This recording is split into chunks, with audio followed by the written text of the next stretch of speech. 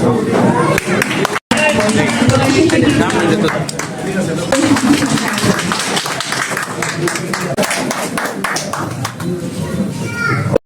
অনুষ্ঠানে প্রথমেই বক্তব্য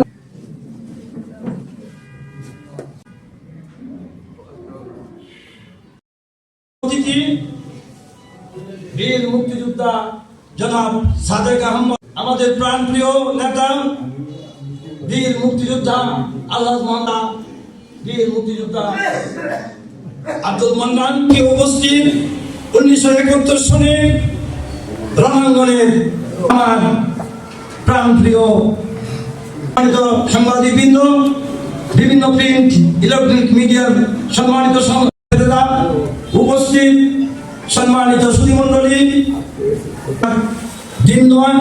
অতিথিবৃন্দরা এসেছেন ঢাকা থেকে।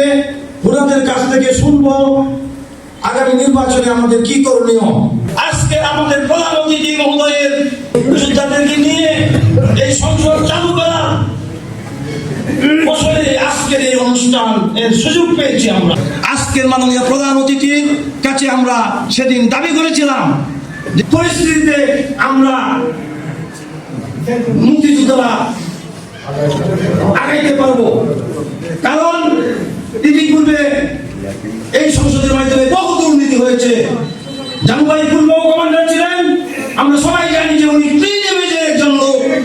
সেই জন্যই আমরা আজকের প্রধান অতিথির কাছে দাবি করেছিলাম, মাননীয় প্রধান অতিথি আমাদের সেই কিশোরগঞ্জবাসীর পক্ষ থেকে যখন আমরা সেই দাবি উত্থাপন করেছিলাম, উনি খুব গুরুত্ব সহকারে সেই কথাগুলি শুনেছেন এবং সেই পরিপ্রেক্ষিতে অ্যাডভোকেট মাহমুদুল ইসলাম জানুভাইকে কিশোরগঞ্জে জেলা কমান্ডের দায়িত্বে দেওয়া হয়।